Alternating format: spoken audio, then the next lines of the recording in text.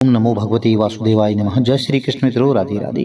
आज की वीडियो में माघ महात्म्य के पंचम अध्याय की कथा का श्रवण करने जा रहे हैं। आपने कल चतुर्थ अध्याय की कथा का श्रवण किया, जिसमें ऋषि वशिष्ठ और दिलीप का आपस में संवाद सुना।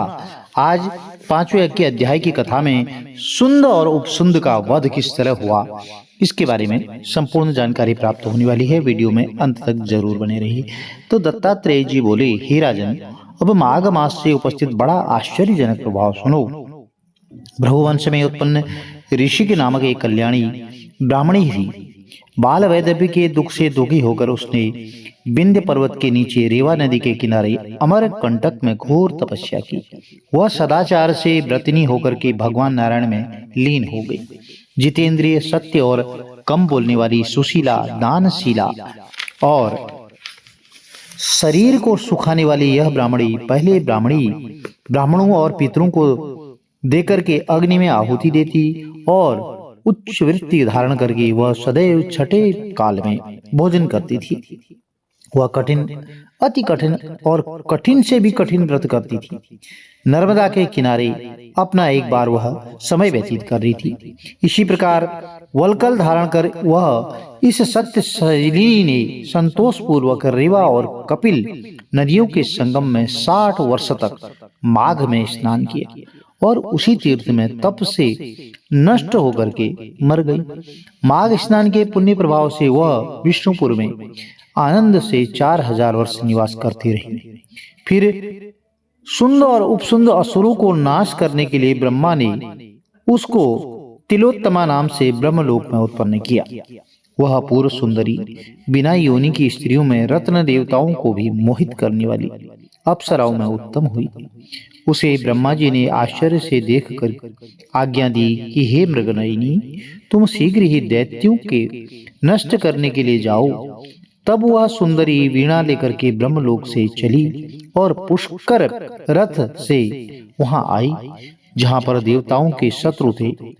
वहां रेवा नदी के पवित्र जल में स्नान करके बंदूक के फूल के समान लाल वस्त्र पहनकर, सुंदर बजती हुई नूपुर और कौंदनी पहनी तथा कंठ में हिलती हुई मोती की माला और कुंडल से शोभायमान जूड़े में चमेली के फूल गूंथे अशोक वृक्ष के नीचे बैठ करके सुरीले कोमल स्वर से गायन करती हुई, वीणा बजाती हुई अशोक वन में कुमारी तिलोत्तमा बैठी थी।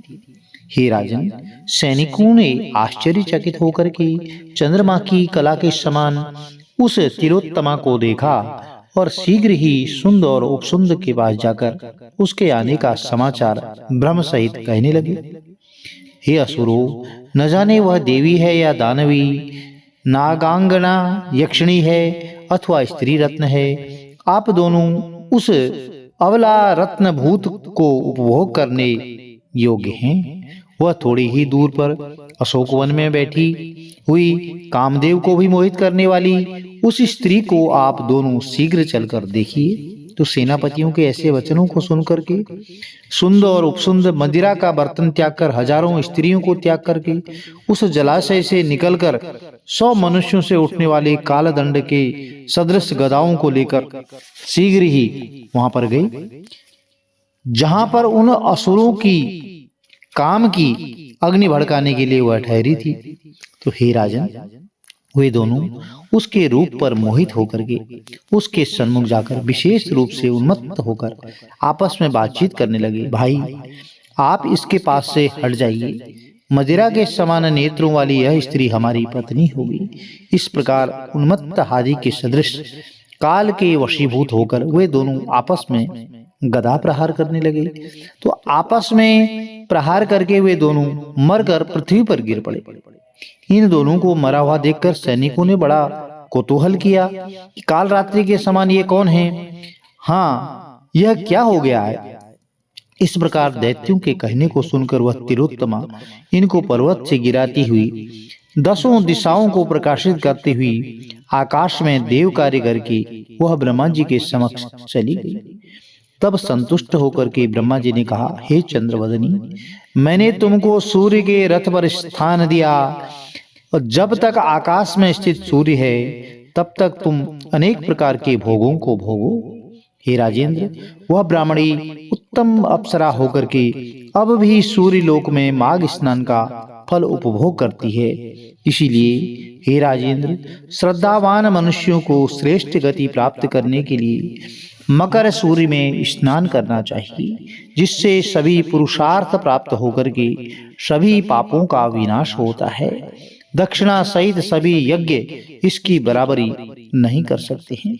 हे राजेंद्र, तीर्थ में माघ स्नान करने के समान पाप को विनाश करके स्वर्ग को देने वाला और संसार में कल्याण करने वाला अन्य कोई कार्य नहीं है।